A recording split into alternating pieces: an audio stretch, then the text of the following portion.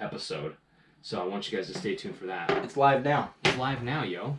Straight up live. We're on the YouTubes. Are you able to see like if there's people that comment and stuff like that? Like I have to pull open the YouTube app, but I yes, I can. don't even know how that works, yo. Yeah. No thanks, I don't want the app. So far, nobody's on Instagram. My Live. channel. Oh, I gotta sign in here. Sign in, switch account. This is gonna be fun for these people who are watching the YouTube live episode of what we're doing, the changes that we're making, and then they're gonna be hearing the episode later. Should I start recording now, just in case? Mm-hmm. Man, nobody likes us right now. Seriously, like nobody has joined. What? That's okay. The heck? It's late. That is true. I mean, but It's people late. people are up late, like on their phones, watching TV on their phones, going to bed with their phones on their faces. And Is that what it is? That's what I do. Okay. If I was home right now, that's what I'd be That doing. you be on your phone? Yeah. Mm. And I'd see Clinton Adam have gone live, and I'd go and I'd check it out, and I'd comment, and I'd be like, hey. Hey guys, I'm so glad I'm watching you guys right now. Hey D-bags. So now how do I see my my channel? Here we go. Oh yeah, here we go. We are live. Sweet. I'm gonna turn down this volume though. There we go. So it's not getting whatever, but I can see the chat. All right, well, I'm gonna end this see the live. chat. I'm gonna end this live. No one's here. Well, you gotta say it so that people know we're on YouTube. I have been. I just put it on our social media. Okay. All right, I'm gonna end it. All right. So we are recording. We'll just let this go for a little bit. It doesn't have to go forever. Yeah. Not too much. There we go. I'm gonna throw it up on my phone too. What? The YouTube. See how it looks on the phone. All right, I can see us. So it is going live. Somebody's watching us. Oh, maybe it's me. No, it might be me too. All right. Hey, YouTube Live, what's up? We are about to start recording episode, 15? I think so, yeah. Something like that for the Clinton Adams Show. And there's going to be a little change up. So we haven't announced this yet, but we recorded an episode just before this about a little change in the format of the Clinton Adams Show. Right. And so tonight you're going to see history in the making as we introduce that. Are we going to, we're going to say that as we do our intro or what? I think so. Yeah, Okay. might as well. All right. You know what I also think we should do is we should release this episode on Getting Lost as well. Or at least the mini episode. I think we can do that for sure. Yeah. Yeah. That's totally possible. Yeah, right on. Yeah, I think you and I are the only two people watching. Should I stop? Well, no. Can you share this on Twitter Oh yeah, let's give that and Facebook? let's give this a try. Share it. We'll give it a second. Let anybody else that wants to join in. You can actually comment on this video if you want. Unfortunately, I don't think it stays as a video unless we post it later. So if you're not watching it live, there's not really a way to watch it live later. Here we go. Okay, I'm going to copy the... I'm just going to put it on Twitter. You titled it. I love what you titled it. That's amazing. I have strong arguments for this, Clint. Yeah, I have strong I do arguments. too. All right, so I've shared it on our Twitter. Can I share it on I need better posture. Look, I'm gonna copy the link, yo. You know, I see this thing all the time on our Instagram where it's this little device you put in the middle of your spine that makes you sit up. It buzzes to remind you to sit up. Yeah. I'm like, Clint needs this. I 100%. And then I'm like, oh wait, I'm totally hunched over. I totally need this too. I 100% need that. Okay, so it's shared to our Facebook and our Twitter. Sweet. I'm not exactly sure how to do it on our Instagram. Well, we'll leave it running for a bit and see if anybody tunes in. If not, then no loss, I guess. Yeah. Well, I'm not going to do it on my phone anymore, so it doesn't confuse the numbers. That's fine. All right. Ready to do the episode? Excuse me. Is it my intro? Yep. So, am I saying welcome to our new thing? Mm-hmm. I feel like I have another burp coming. That's why I moved away. I'm literally chocolate rain sometimes though. When I'm I know I'm gonna like take a deep breath, so I'm gonna move away from the mic. There's nothing wrong with that. Welcome to Real Life with Clint and Adam. I'm Adam John Daly. Clint Erickson. Welcome back to another episode of our show. We're excited to talk to you and, have a good time on your morning commute or evening commute or while you're working or... while you're cleaning the house. Yes. While you're wrapping presents. Falling asleep. While you're,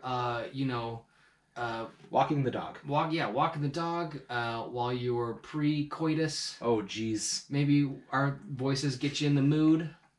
Who knows? Who knows? You know what I always talk... You know what I kind of want to know who those people are, but then I also do not want to know who those people are. Well, I just was reminded of an incident that our listener Amanda had during the Getting Lost days, where she was getting in the shower and she was going to listen to Getting Lost from her phone, but she neglected to unsync it from her Bluetooth speaker. Oh, right. And she blared it with her fiance and like his family were all downstairs, and so like she turned it on and she's like, "Why am I not hearing it?" Little did she know the family was listening to our show, talking BS about Lost. That is a story for your journal. I love that story. Let me just say. I love that story. So, welcome to the new format of our show. Yes. We're going to be trying this out and seeing how it goes. But ever loyal to you, our listeners, we are excited to, talk about the tangents that we have and also talk about, media. This format, this type of show, I think helps us focus a little bit more. And that's the goal, right? Yes. And it gives us something to do as opposed to just being like, let's just talk about whatever the crap was going on, today or this week. We're a little bit more focused, and I think if we're a little bit more focused, we tend to care about it more, and tend to put a little bit more effort into it. And I think the listeners appreciate that. For sure. Yeah, I agree. So this is as an introduction, we talked about this a little bit on our little mini episode. We're calling it Real Life with Clint and Adam. Mm-hmm. It's a movie/TV review show. We figured we'd throw in comics and stuff like that as well. Yeah. Multimedia, I guess. Right. And mostly movies, just because that's something that we can easily watch. Mm-hmm. It's, we're never going to run out of content. Right. But also TV shows. We want to include that. Like if there's a specific episode of a show you want us to watch, or I don't know if we're gonna do like entire series again as much as we did. I don't think we will either. I mean, maybe like maybe on the side, maybe on the interim. Like, hey, between on the side, over the next 6 months, let's watch this one series. Well, let's be honest.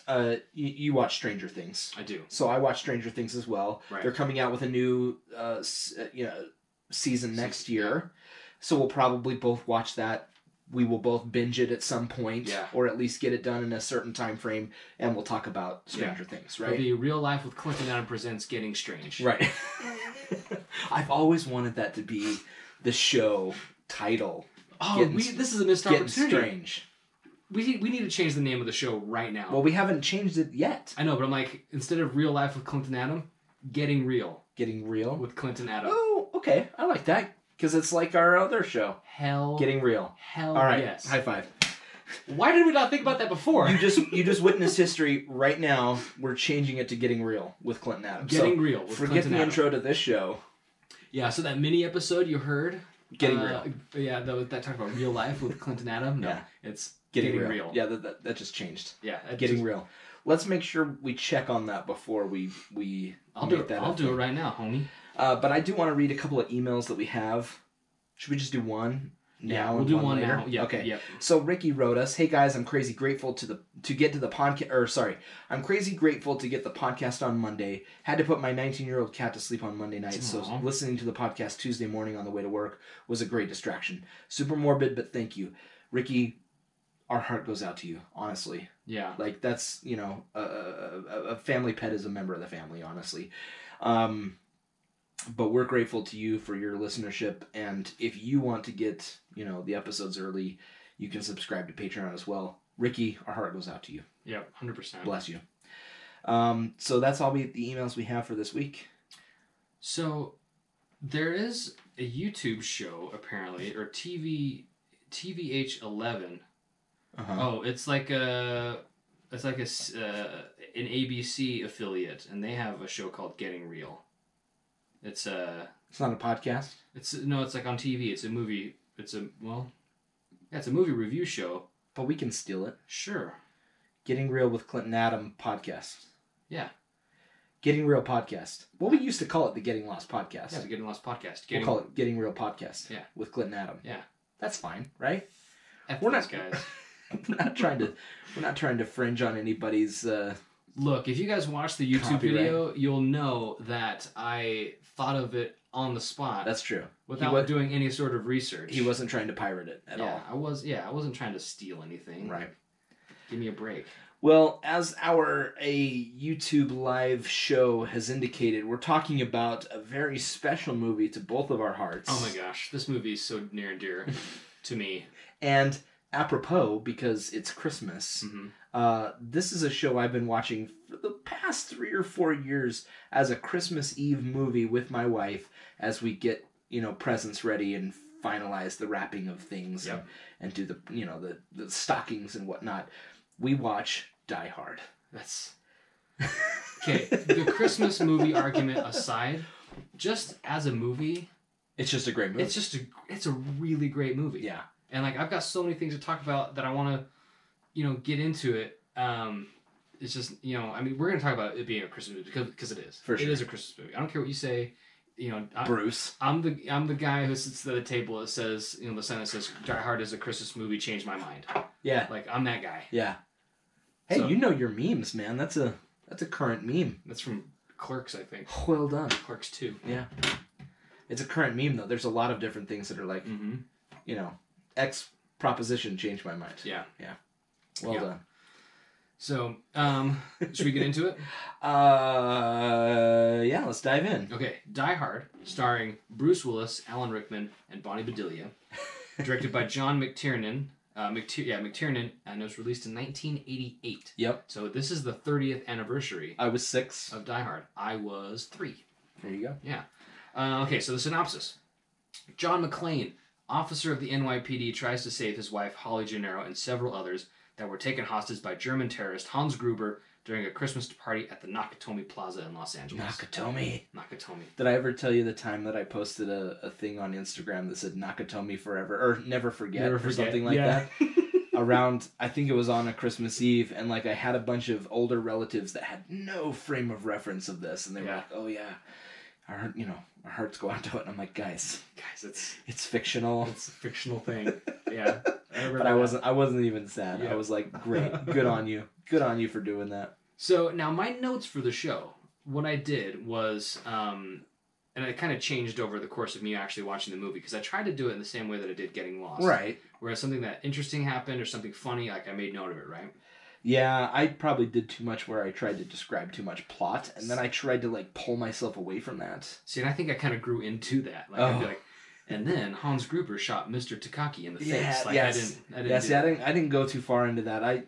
I want to make this as less form factory, but more interesting. And we talk about the whole movie as as a whole. That's fine, but I'm not going to describe every scene. Yeah. Okay. So here's some of the notes. You should just watch the damn movie. Yeah, just watch the movie. So listen to the show. Think about our notes and the stuff. And watch the show. Yeah. And then watch the movie afterwards. So, so John McClane, he's flying into L.A., right? And he's a nervous flyer, and that should have had a martini. That guy that he's like the best cure for air travel.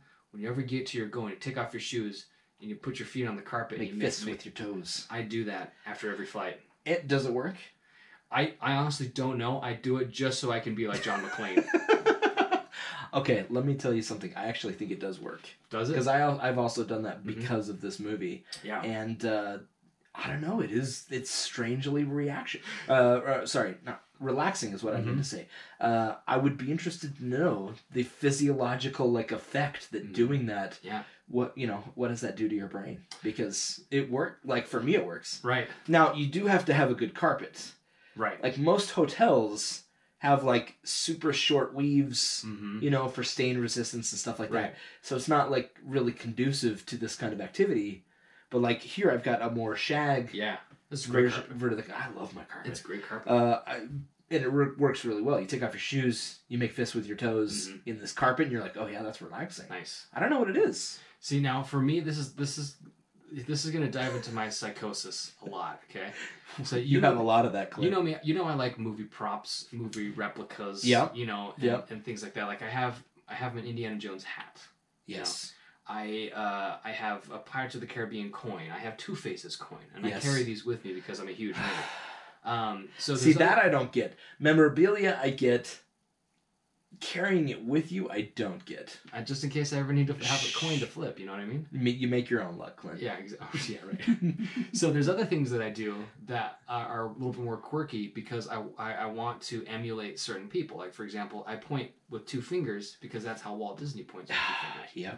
And this is another example of things that I do because Except you don't smoke. I don't smoke, but I do point with two fingers. But yeah, this is nothing like, you know what? I want to be like John McClane. So what am I going to do whenever I get off of a flight? I'm going to make fists with my toes. I got you. Yep.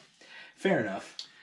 So John, he arrives in L.A., right? And his limo driver is Argyle. Oh, I love Argyle. And Argyle, what a great name, too. Well, see, and Argyle is such a good character because he is there to help move some of the exposition along in such a really, really good way. Where are you from? What are you doing here? Etc. Yeah. I used to be a cab driver. Chit chat was expected, you know. So we learn all about John McClane and why he is there, all through Argyle. Now, funny story though. Do you talk to people like that? Like, let's say you take a lift somewhere. Right. Do you talk to the driver? Sometimes, if I get the feeling that they're you know up for it. I would say 97% I do. Yeah, I mean, unless they're straight up not talking, right? Like I always start like, "Hey, how's your night going?" Blah blah blah. Like, yes. And then they're like, "Yeah, it's good." And you kind of gauge it off of that, right? Yeah. And if they like start talking to me back, like, "Oh, what are you doing?" I was like, "Oh, I went to my buddy's house, or we went to a concert, you know, whatever." And then I spark up a conversation. But if they're just like, "Yeah, it's a good night," and then just keep driving, I'm like, "All right, cool. Okay, cool. Yeah, we're not doing this."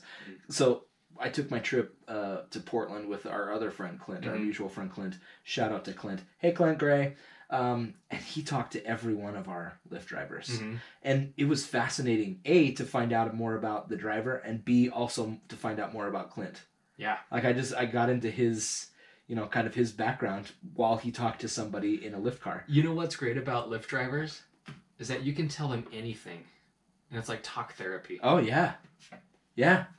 It's not free, but it's probably cheaper than an actual therapist. You know, when my wife was pregnant with her last baby, we didn't tell anybody. Nobody knew, right? Except about 3 Lyft drivers. Like, so what's going on? It's like, so what's going on in your life? It's like, well, my wife's expecting our 3rd baby. Like, oh, that's great. And it's like, you know, but that's it. I told Lyft drivers before I told anybody else. Well, you know what's funny about that? They have like all your information. Yeah. Yep. They know who you are. Like if they wanted to spoil that for you, you could. Yeah. So it's not a legal thing. So don't like go spilling out your legal information, people. Right. Yeah. Don't give them your social security number. You know, nothing like that. They have the other information they need. So just be careful out there. Let's see. Argyle, he can't park for shit. I noticed like when he gets into the parking garage, he can't park. No, he backs in like an idiot. Yeah. Nobody's there, right? But he's also driving a limo. Like, have you ever driven a longer car than a normal sized car? Right. You're right. Yep. He's got no backup camera. No. That's the other thing too that I thought was great. It's like, man, we got everything in this: TV, VCR, CD player, CB. What else could you need? Yeah, car phone. Yeah, you got all the entertainment you need with a CB, my friend. From what I understand, before cell phones were a little bit more mainstream and people actually had phones in their cars, like nobody used them. Well, they're crazy expensive. Yeah, yeah, and they probably hardly ever worked. Probably not as well as they do now. But jeez, that's such a novelty, though. Like it was in the day, you know what I mean? Yeah. Now everybody's got their phones in their pockets. You know, one thing I noticed, so when John gets off the plane and he's in the airport getting his baggage claim and that girl jumps in that dude's arm and I'm like, dry humping in the airport! So there are, I actually read this in the trivia, but there are 3 Playboy Playmates in this movie. Yes, there are. And she's one of them. Actually, I did notice that because the other one is the one who's making out in the room, right? Yeah. Because I think that one is also in the movie we're going to talk about next week. Oh really? The one I'm not even Are joking. you serious? Yes. There actually as I was watching the movie, there's a bridge between the movie we watched tonight, Die Hard, and the movie we're watching next week. Which I'm not going to spoil it for you right now. But I noticed that. I was reading some of the trivia there, and I was like, there's some correlation. Yep. Oh man! All right. I figured you'd like that. So then John, he goes up to the this. If we go through this step by step, this episode's gonna be forever. Sure, let's not do that. But Ellis, Ellis, Harry, he's a crackhead. Oh my gosh. And John calls him out on it. Well, he's a total tool too. Oh, he's an absolute tool. Ellis is a jackass. Like, my next note, Ellis is a freaking tool. there you go. See, Yeah. we're the same. Show him the watch. Yeah. It's a Rolex. Oh my gosh, stop it, Ellis. Yep. You know what one of my other favorite part? Well, not favorite. But like, I'm sitting there watching the show for the millionth time. Right. And this time I'm kind of looking for little comedic moments that I could bring up in the show. One of them was as John comes into the building, and the security guard makes him type in Holly's name into the touchscreen directory. and then he goes, "Oh yeah, they're the only ones left in the building." You couldn't have led with that, jackass. They're the only ones there. Why would I be in the building? Yeah, it's like, who are you looking for? And he's like, yeah, look at the directory. He's like, yeah, 30th floor. Oh yeah, that's the party. There's no other identification required. Yeah. He's just typed in her name. Oh yeah, 30th floor. They're the only ones left. Yeah, Come on. Yeah. Well, you're right. But you're right. But the other thing, there's some exposition here too that explains a little bit more because he searched Changed her. the name. Yeah, under McLean, he sees a Gennaro. Yeah. He's bothered that she changed. Yeah. Well, that she's using her maiden name, right, Gennaro instead of McLean. Now I know. I've tried to get you to watch Bob's Burgers. Right. There's an episode called "Work Hard or Die Trying, Girl," where one of the kids he writes a Die Hard musical. Oh. And okay. It is probably the best episode of Bob's Burgers. Is it comparative to like what is the Star Wars the Family Guy Star Wars parody? Blue October? No, it's not Blue October. Blue Harvest. Blue Harvest. It's not like that. It's not like where they're retelling the story, okay. But like the episode goes that they're getting ready to do the fall musical, mm-hmm. And they're not doing Grease again because like the teacher's like, I can't do it anymore. No, can't do Grease. And so I was like, but like we're gonna do student submitted plays. Grease Lightning. And so he's like, this is perfect. I can finally unleash my pet project, Die Hard the musical. Oh man. And it is so funny. It's like Spider-Man the musical. It is so funny. All right. It's the best. So then we meet some of the terrorists, right? We meet. Well, and Holly also there's some interesting subplot that's going on here as well. Right. Holly is totally still in love with John. Oh yeah. Right? There's some subtext there. And John, why are you picking a fight with her without changing her name? Yeah. And I know he kicks himself later. Yeah. But still, man, calm down. Yeah. Just be happy that you're there and that she's happy to see you, bro. Yeah. Yep. Yeah. Exactly. I know. I realize he says, he gets upset with himself, but I'm like, why even get there in the first place? Yep. Have that conversation with yourself right up front. Right. In the elevator ride up there, and just get it out, Just be like, look, I'm here. Like, why did you change your name? Yeah, like, don't pick a fight. Anyway. Pick your battles. So, and then we're introduced to the terrorists. Yes. And I don't know if you knew this, but one of the terrorists is actually Vigo from Ghostbusters 2. I didn't until you told me this, because, listeners, you should know, I actually got Clint, for Christmas, the best Christmas a gift. Vigo the Carpathian poster that I 100 expect him to have hung up in his house. I'm trying to think of a good place to put it. All right. Because there's no way I'm going to be able to put it like in my front room. First floor, man. It's first floor material. I have my picture of Jesus. No. I'll put it right next to Jesus. It's first floor material. Janos says, you will be the mother of the living God. See? Because Vigo is going to possess Oscar. Right. Have you ever seen these memes where people replace their mom's pictures of Jesus with Obi-Wan Kenobi? I'm gonna replace them all with Vigo. See? There you go. It's Vigo! It's Vigo! What's that guy's name? John something? Oh shoot. His name's John. It's gotta be John. Yeah. I don't know. Yeah, a guy who plays Janos. Right. Oh, that's gonna bug me now, dude. I can't believe he's gonna look it up. I'm sorry. I drove that into your head. IMD. So anyway, this truck rolls up into the parking garage. Another car pulls up front. Mm-hmm. Nerdy Wesley Snipes rolls into the building. They end up killing the security guard. Oh, yeah. That's what I call him for the longest time until I find out his name is Theo. Theo, yeah. Nerdy Wesley Snipes. That's Nerdy what Wesley Snipes. And you know what drove me crazy? He's sitting there at the main computer terminal, at the security guard desk, like locking out all the elevators and stuff like that. He does a cross-hand thing like he's playing the piano to hit enter. Oh, yeah. Who does that, man? Didn't you learn home row, man? Mavis Beacon! Come on! Well, that reminds me of on GoldenEye, Alan Cummings' character. Yeah. That homie can type with one hand while he's spinning a pen in the other. That's right. I wish I could do that. Yeah, you can't. Peter McNichol. Oh, I was wrong. That's his name, Peter McNichol. I love Peter McNichol. He was on Ally McBeal. My favorite role of Peter McNichol is the camp counselor from Addams Family Values. That is a good one. Oh my gosh, that's the best. Dan, our mutual friend from your work and my childhood, Right. Went as the camp counselor for Halloween. Oh, that's right. I saw those pictures. Those were amazing. Him and his wife were those camp counselors. Exactly. So the terrorists, they come in, they bust up the place, and they bust up the rooms and stuff like that. Right. Yeah, one of that gal that she's topless. That's one of the other playmates. Right. And that's the one that's in the other movie. I think she's in the movie we're going to talk about in a week. Yeah. So now, speaking of also, I got to learn how to slide down stairs like that one dude. Oh yeah. Where he like grabs his shoulders onto the stair, like the railing, and just slides down. Yeah. That seems pretty legit. And then we meet Carl. Yeah.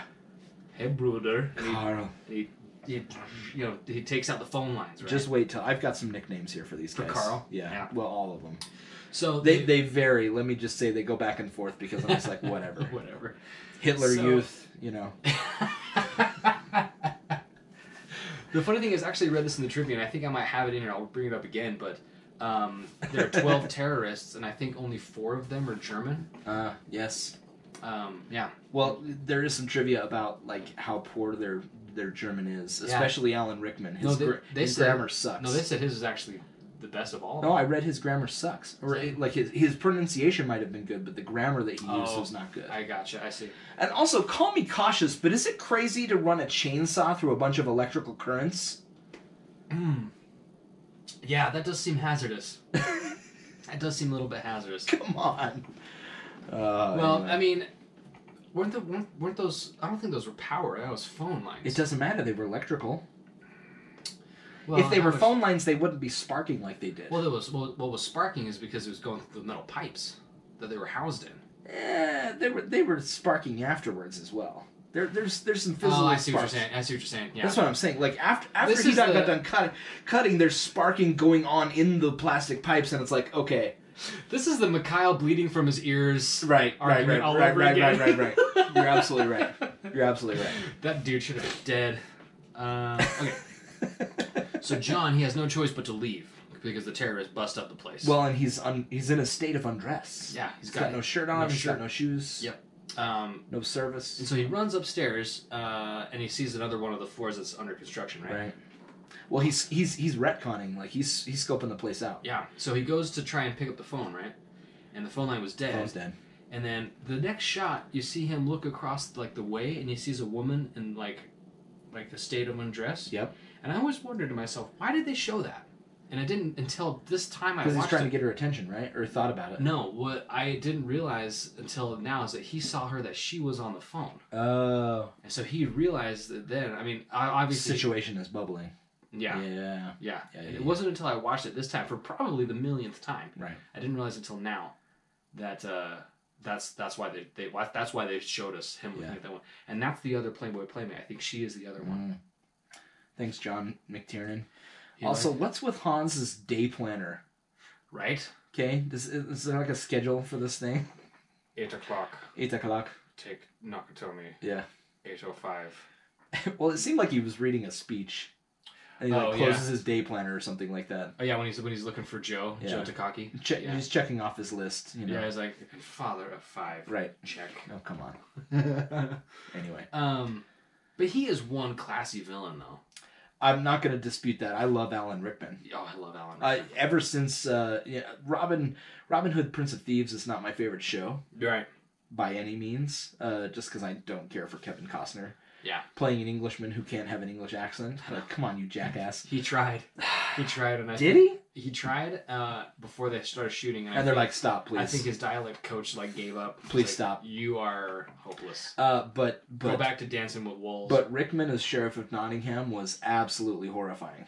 Mm-hmm. Like, that scared me in my sleep. Yeah. Yeah. Yep. Hans is Alan Rickman is great. So, what the hell are negotiable bearer bonds? Did you look that up? Because I didn't. I didn't. I didn't research that. I should. I'm gonna guess they're like traveler's checks, where it's like unmarked money, right? I guess. I'm guessing. It's a terrible guess, but a possibility. Let's see. How do you spell that? NEGOITATIA. Bearer bonds. Just make it easy for yourself. Just make it easy. Yeah, let's see. It differs from the more common types of debt securities in that unregistered no records are kept of the owner. See, there you go. Or the transactions. So they're non-traceable. Non-traceable. Right. Okay. Right. $640 million in bearer bonds. That's a lot of money. That's a shit ton of money. That's a lot of money. Oh my gosh. What would you do with $640 million? I've often thought about what I would do if I was insanely rich. Yeah. Honestly, I would like live in a common suburbs, but I would also have to hire, security and a lawyer and an accountant. I would because I hear people who like win the lottery. Mm-hmm. If you're not careful, all sorts of crap can befall you. Sure. Right. So you have to take the proper precautions. You have to have some sort of private security. You have to have insurance. You have to have an accountant. You have to have a manager. Basically, right. Someone who handles the estate. Right. A consigliere. A consigliere. Yeah. Get old Robert Duvall on your team. I would hide it all on my mattress. I'm coming for you, man. Right. Coming for you. Just gonna come over to your house and be like, "Hey, lad, let's have a party," and then like take, $500,000 and be like, "Cool, I'm good. Yeah. Have a good night." Yep. And you won't even know. Right. I'd be like, "Wow, $500,000's gone. Oh well. I've got 635 more. Maybe a half, yeah." So that's what the terrorists are there for. Right. They're there for the money. They're there for the money, right? Which is actually a change from the original book. Oh, because I haven't read the book. So the book, the book, they are straight up just terrorists. Right. But John McTiernan, since terrorism was such a hot topic at the time, he wanted to change it so it didn't make such a statement. So he's like, well, let's just make them, in the guise of terrorism, let's just make them thieves. Yeah. Which I think really kind of makes them a little bit more lovable as villains. Lovable, I guess what he right. Did. Yep. Anyway. So he takes Mr. Takagi, he finds him, he takes him upstairs, and he wants him to give him the code to unlock the vault. Right. And he says he doesn't have it, he doesn't know it. He's really protective of it. I don't know if I can't tell if he really doesn't know or if he's just really loyal to Nakatomi and doesn't want to give it up. I would assume loyal, but well, it'd be kind of dumb to be blown away for that. Right, has to see where his loyalty's got him because he got grooved. That's what I'm going to call it. Whatever. He got grooved. Hans Gruber shoots you in the face. That's just an official phrase. Like from now on, whenever we watch a movie where somebody gets blown away, you've just been grooved. You just got grooved. Oh my gosh. Oh man. And well, John's up there too. He witnesses this whole thing, and then makes a noise, and the Hitler youth start chasing him. Yeah, Carl. Yeah, Carl. But computer code guy, Nerdy Wesley Snipes, says he can still break it. Yep. It's just gonna take some time. Yep. Well, this is interesting. Like John throws the fire alarm, but like Hans is a step ahead. They've already they're like, oh hey, we know this. Just tell call the fire department and say it was an accident, turn around. So when Nerdy Wesley Snipes and Carl came in and shot the security guard, Huey Lewis came in and he took over. That's right. I called him Huey Lewis too.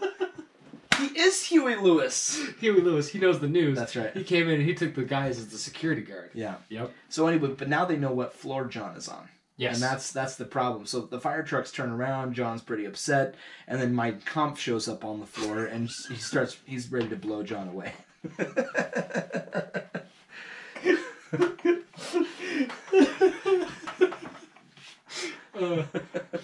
Goebbels comes.